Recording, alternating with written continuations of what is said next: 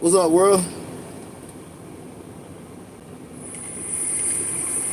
What's up, world?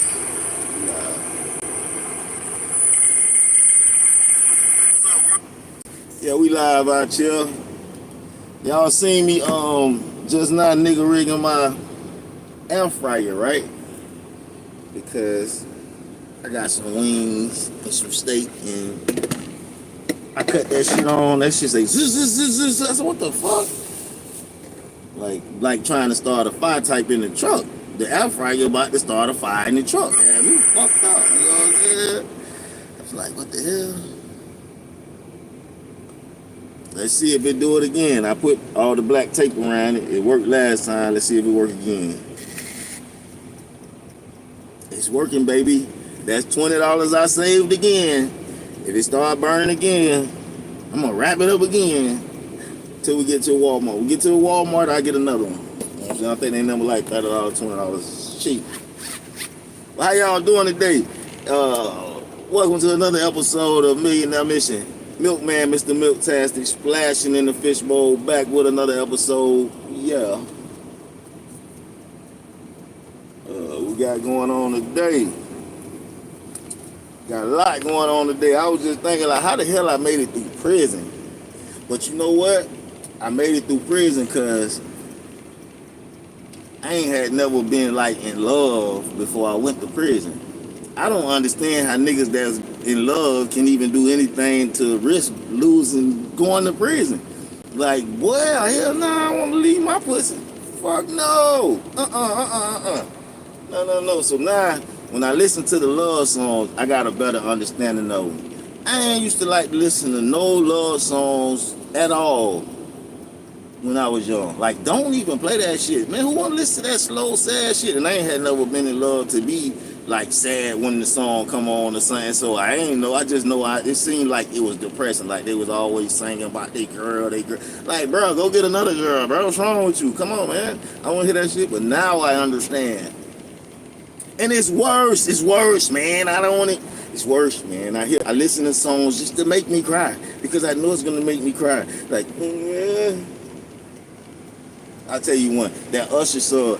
I hate that we ain't make it to forever and probably not getting back together. I don't like to hear. I love that song, but I don't like to hear that shit right now, man. No, I like that. I like slow music, but I guess when you're going through stuff in a relationship, you know, some people like to just torture themselves with that. Like I said, I put it on every now and then to make me get it out because I know the emotion is there.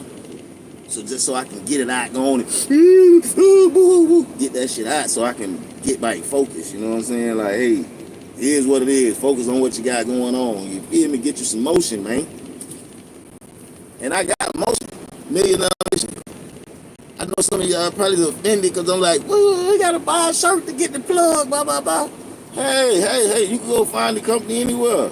Just if you want to come through me, you got to support me. You feel me? Cop you a shirt. So that way, you know what I'm saying, whether you get the job or not, you got some work for me. You supported the campaign. So when I get some millions, I might, you know what I'm saying, be like, yeah, I remember you was trying to get the job. They didn't want to fuck with you.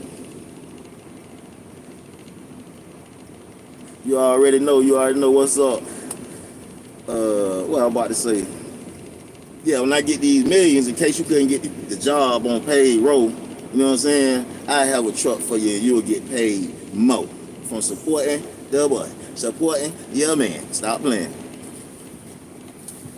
Dear Father up in heaven, I ask you to be with me, to bless all the listeners that's listening, to understand, get some understanding, some knowledge, and some wisdom from your word. Please grant me knowledge, understanding, and wisdom from your word as I jump into it. Please help me increase my financial IQ. Please be with the listeners that's listening. I ask you to forgive me of my sins, watch over me, watch over my family, watch over my friends, watch over my enemies. Keep all spirits of hate, sadness, jealousy, depression, madness, angry at people, angry at the world because of brokenness away from me. In Jesus' name, I don't want none of those spirits, attitudes to be on me, upon me, or around me. And if somebody come around me with those spirits, Lord, please 360 them the other way around, another direction, somewhere else. In Jesus' name, amen. Alright. So what we got going is we dropped that bag, you know what I'm saying? We dropped that bag, got another bag getting put on the back right now. Got another bag getting put on the back right now. And we gonna run that like we supposed to run that because this big truck shit. Now we posted right now, my brother. We finna get into this word right quick. GJ, JG, JG. We finna get into this word, JG. I ain't driving, man. I'm posted, my brother.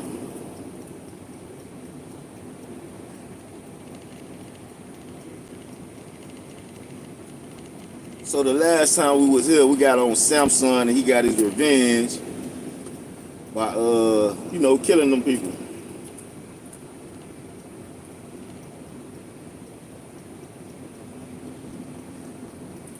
And we on Judges. Cut this truck off. On that truck be a little bit loud. So we on Judges chapter 17. Don't mind the air fryer. If you hear the air fryer going, oh, I forgot I got steak and cheese in there. Can't let that steak and cheese burn up. That will burn that. Yeah, be careful with your air fryers, man. They do fry up fast. Yeah, look at that. Got my bread dead hard right now. Just that quick. Just that quick.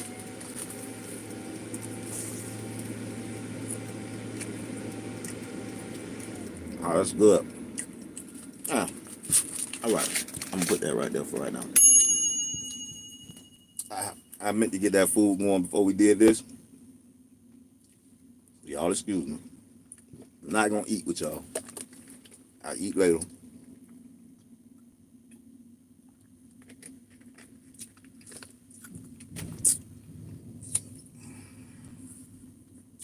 All right. Judges chapter 17. Micaiah's adultery. Now there was a man of the hill country, Ephraim, whose name was Micaiah. He said to his mother, the 1,100 pieces of silver which were taken from you, about which you uttered a curse in my hearing, behold, the silver is with me. I took it. And his mother said, blessed be my son by the Lord. He then returned the 1,100 pieces of silver to his mother, and his mother said, I wholly dedicate the silver from my hand to the Lord for my son, to make a graven image and a molten image. Now therefore I will return them to you. So when he returned the silver to his mother took 200 pieces of silver and gave them to the silversmith, who made them into a graven image and a molten image. And they were in the house of Micaiah. And the man Micaiah had a shrine, and he made an ephod and the household idols, and consecrated one of his sons that he might become his priest. In those days there was no king in Israel. Every man did what was right in his own eyes. Now there was a young man from Bethlehem in Judah, of the family of Judah, who was a Levite, and he was staying there. Then the man departed from the city, from Bethlehem in Judah, to stay wherever he might find a place. And as he made his journey, he came to the hill country of Ephraim, to the house of Micaiah. Micaiah said to him, where do you come from? And he said to him, I am a Levite from Bethlehem in Judah, and I am going to stay wherever I may find a place. Micaiah then said to him, dwell with me and be a father and a priest to me, and I will give you 10 pieces of silver a year, a suit of clothing, and your maintenance. So the Levite went in. The Levite agreed to live with the man, and the young man became to him like one of his sons. So Micaiah consecrated the Levite, and the young man became his priest and lived in the house of Micaiah. Then Micaiah said, now I know that the Lord will prosper me, seeing I have a Levite as a priest. Danites seek territory. Oh, this is chapter 18. Show y'all around my truck. Not right now, brother. We getting into this word right now. I'll show y'all the truck a little bit later. And it's getting good right now, so I gotta go on to chapter 18. Y'all know I try to do one chapter a day, but if it get good, then it's 2 chapters. And I'll show you the truck. It got a refrigerator, microwave. Come with a refrigerator. I had to put the microwave in it. And I think I bought the mat. No, I ain't bought a mattress for this bed. Usually when I get in the truck, if I'm in Atlanta, I'm gonna try to get my own mattress. I ain't gonna be trying to. Back to the word though. Dananites seek territory. Chapter 18, Judges. In those days there was no king of Israel, and in those days the tribe of the Danites was seeking an inheritance for themselves to live in.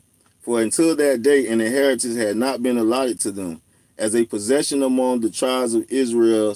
So the sons of Dan sent from their family 5 men out of their whole number, valiant men from Zorah and Estal, to spy out the land and to search it.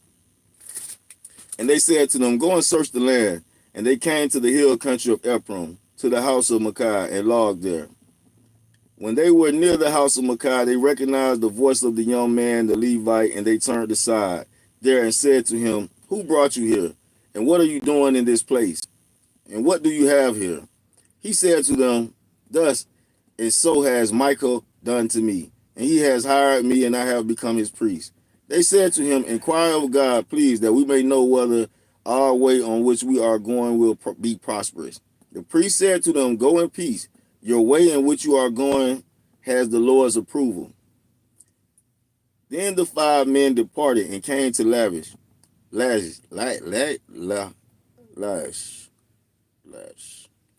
and saw the people who were in it living in security, after the manner of the Sodanians,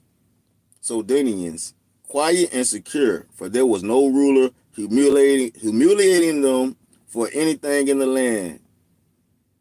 And they were far from the Sodanians and had no dealings with anyone. When they came back to their brothers at Zorah and Esther, their brothers said to them, what do you report? They said, arise and let us go up against them, for we have seen the land, and behold, it is very good. It is very good. And will you sit still? Do not delay to go to enter to possess the land. When you enter, you will come to a secure people with a spacious land, for God has given it into your hands, a place where there is no lack of anything that is on earth. Then the family of the Danites from Zorah and from Esther, 600 men armed with weapons of war set out. They went up and camped at Kerith-Jearim in Judah. They called that place Manadan. To this day, behold, it is west of Kerith-Jearim. They passed from there to the hill country of Ephraim and came to the house of Micah. Gotta cut on the AC, boy. It is 94 degrees and getting hotter. Got to cut on the AC. Got to be more careful out here. You feel me? Got to be more careful out here. All right, we on verse 14. Then the 5 men who went to spy out the country of Lash said to their kinsmen, do you know that there are in those houses an ephod and household idols and graven images and molten images? Now therefore consider what you should do. They turned aside there and came to the house of the young man, the Levite, to the house of Micah, and asked him of his welfare. The 600 men armed with their weapons of war, who were of the sons of Dan, stood by the entrance of the gate. Now the 5 men who went to spy out the land went up and entered there, and took the graven images, and the ephod, and the household idols, and the molten images, while the priest stood by the entrance of the gate with the 600 men armed with weapons of war. When these went into Micaiah's house, and took the graven images, the ephod, and the household idols, and the molten images, the priest said to them, what are you doing? They said to him, be silent, put your hand over your mouth, and come with us, and be to us a father and a priest. It is better for you to be a priest to the house of one man, or to be a priest to a tribe and a family in Israel. The priest's heart was glad, and he took the ephod and the household idols and the graven images and went among the people. Then they turned and departed, and put the little ones and the livestock and the valuables in front of them. When they had gone some distance from the house of Micah, the men who were in the house near Micah's household assembled and overtook the sons of Dan. They cried to the sons of Dan, who turned around and said to Micah, what is this matter with you that you have assembled together? He said, you have taken away my God, which I made, and the priests and have gone away. And what do I have besides? So how can you say to me, what is the matter with you? The sons of Dan said to him, do not let your voice be heard among us, or else fierce men will fall upon you, and you will lose your life with the lives of your household. So the sons of Dan went on their way. And when Micaiah saw that they were too strong for him, he turned and went back to his house. Then they took what Micaiah had made. They took what Micaiah had made and the priests who he had belonged to him and came to Lash and said, quiet people and secure, and struck them with the edge of the sword. So they went to a place where people were quiet and secure in their beings and just struck them with the sword. Struck them with the edge of the sword. And they burnt the city with fire. And there was no one to deliver them because it was far from Sidon. And they had no dealings with anyone. And it was in the valley which is near Bethnob. And they rebuilt the city and lived in it. They called the name of the city Dan, after the name of Dan their father, who was born in Israel. However, the name of the city was formerly Lash. The sons of Dan set up there for themselves the graven images, and Jonathan the son of Gresham, the son of Manasseh, he and his sons were priests to the tribe of the Danites until the day of captivity of the land. So they set up for themselves Micaiah's graven image which he had made, and all that the house of God was at Shalom. And I got to look up that word because I thought that word meant hell. Shiloh. I got to look that word. I thought that word meant hell. We're going to do a little investigation. We're going to find out what that word means right now. Be out here not knowing what the hell these words mean. Pretty sure that means hell.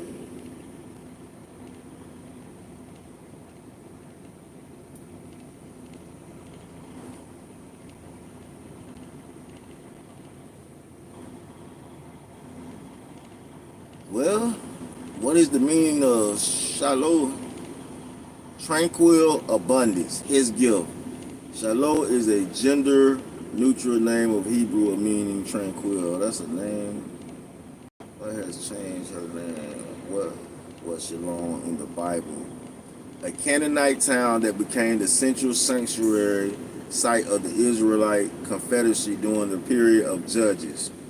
After the Israel's conquest of Canaan, the tabernacle and the Ark of the Covenant were installed in Shalom until the Ark was captured by the Philistines. Oh, okay.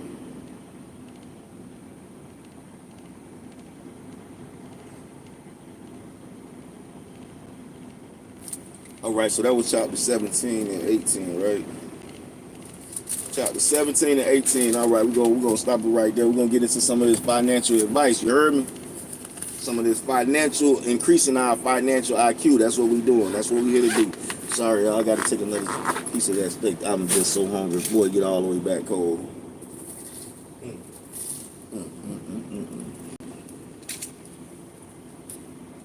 Don't mind me.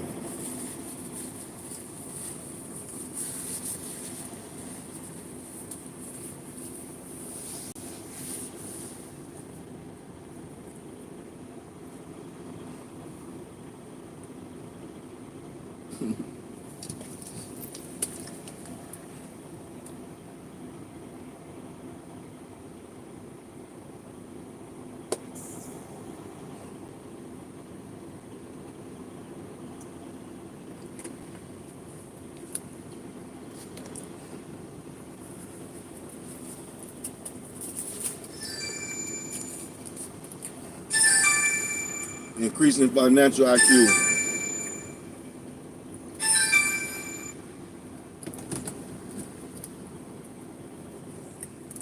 Hello? You say what?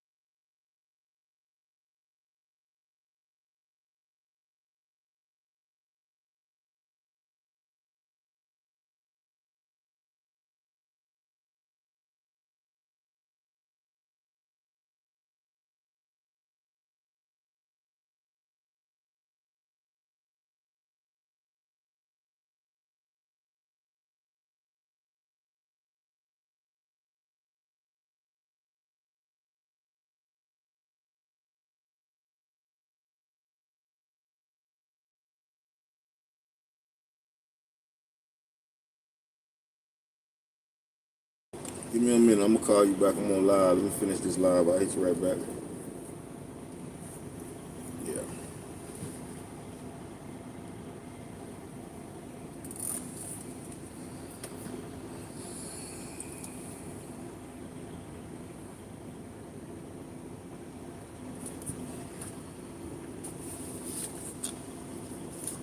So it's a lot of it's a lot of these in there, like shit like this, right? It's a lot of these in this book. Columns that's telling you what to do. That's assets, liabilities. Don't mind that. You know what I'm saying? So what we doing, where we at? Alright, assets equals luxury liabilities. One of the benefits of being an author is that when I want a new liability, I first write a book like this one. And the royalties from the book pay for the liability. The future transaction looks like this. Asset, this book. Liabilities, future liability.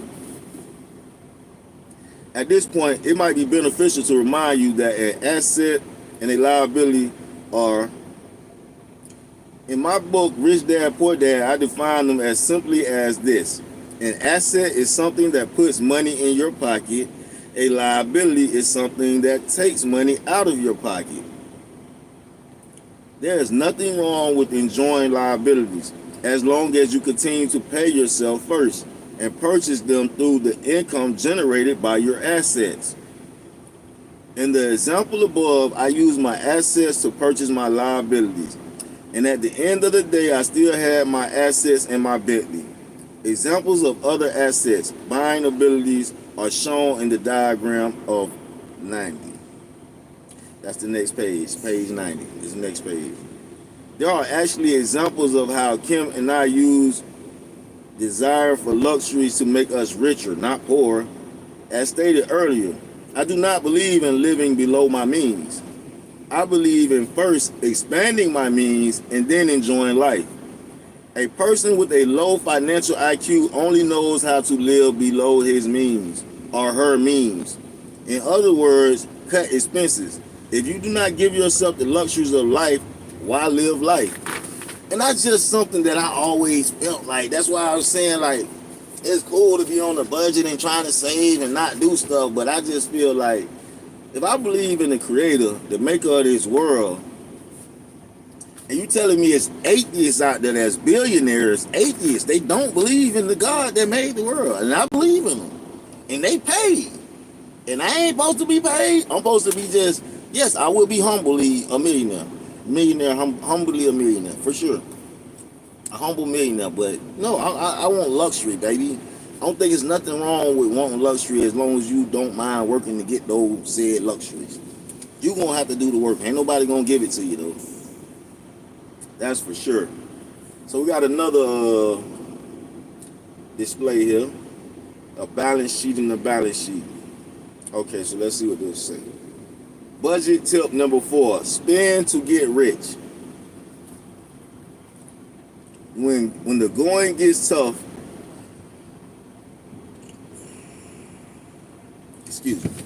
when the going gets tough, most people cut back rather than spend. This is one reason why so many people fail to acquire and maintain wealth. For example, in the world of business, when a company's sales begin to drop, one of the first things the accountants do is cut back on spending.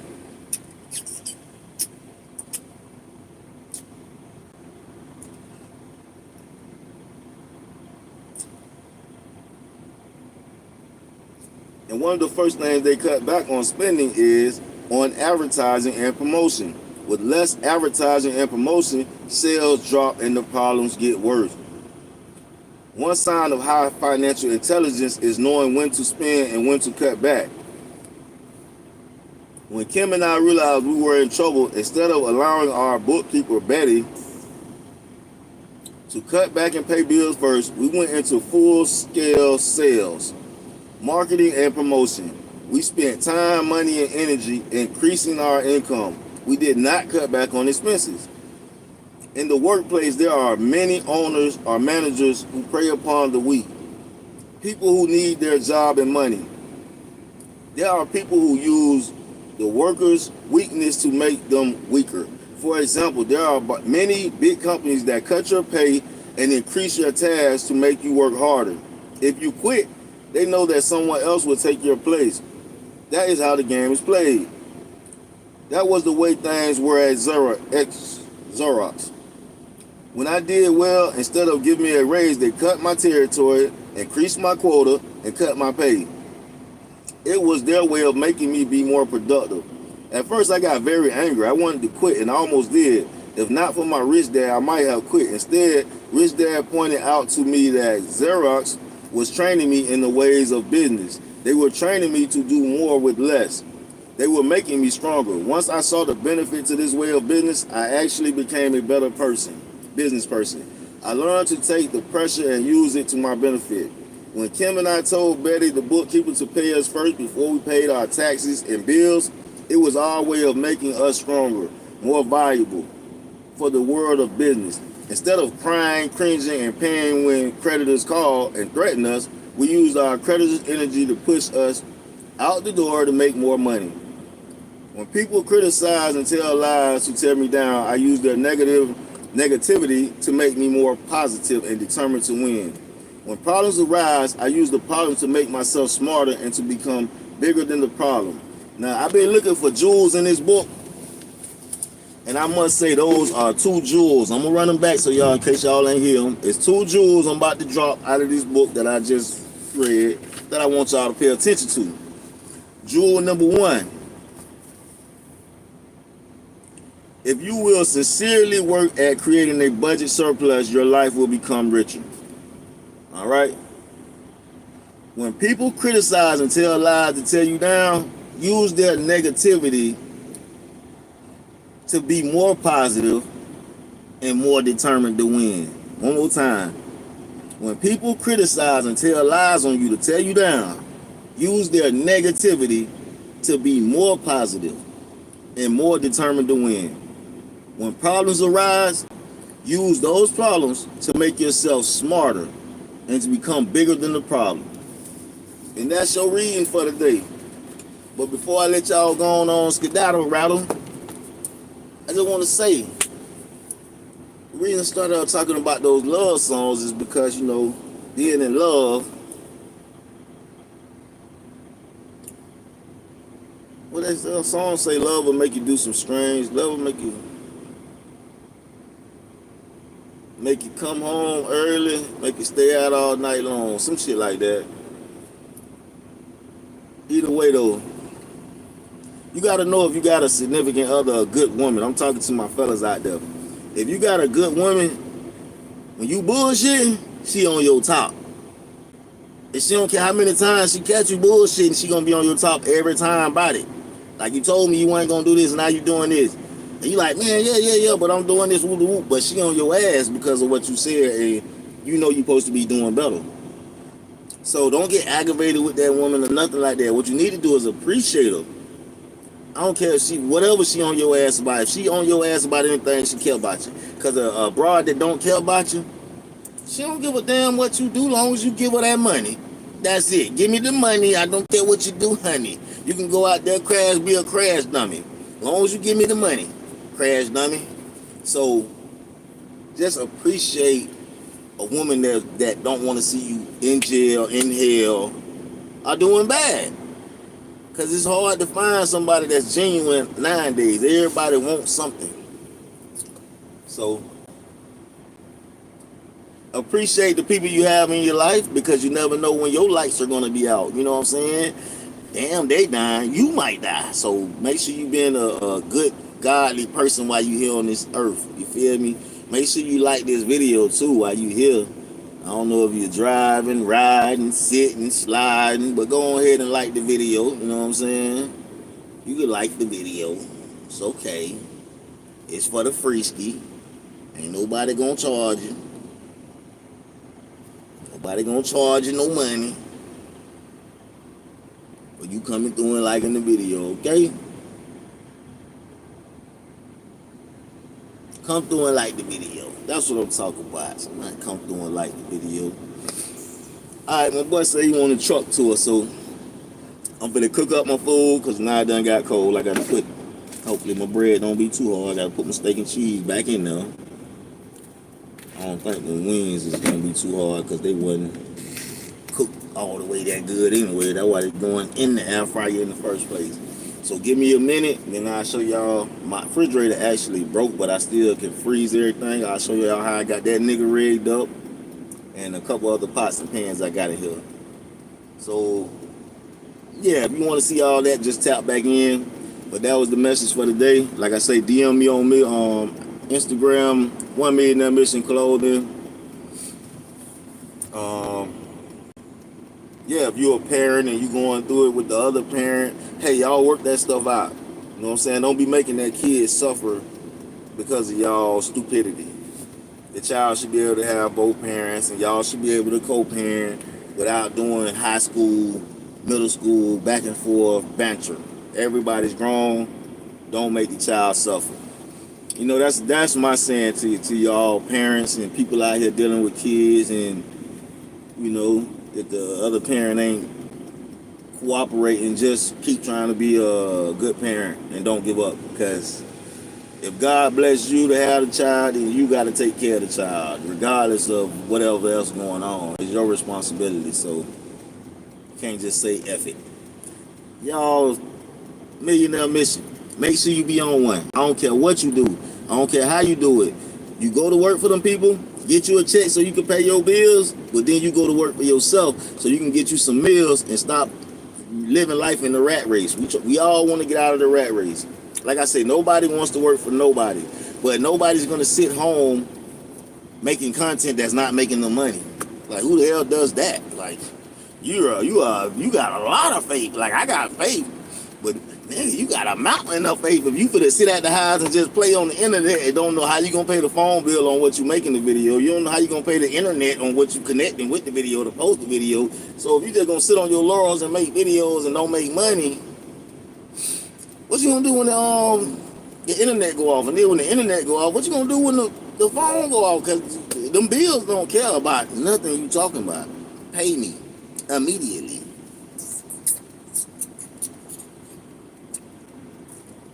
So yeah, it's a Millionaire Mission out here. Y'all tap back in if you want to see the truck tour. I'm gonna give y'all one of those after I eat. I got you, JG. Just tap back in with me, brother. I'll come to the channel later. Make sure you subscribe, man. You'll see the video. I'm gonna put truck tour on it, and I'll go through the truck for you. For sure. Gave me a good idea for another video. Appreciate that. And it's just like that.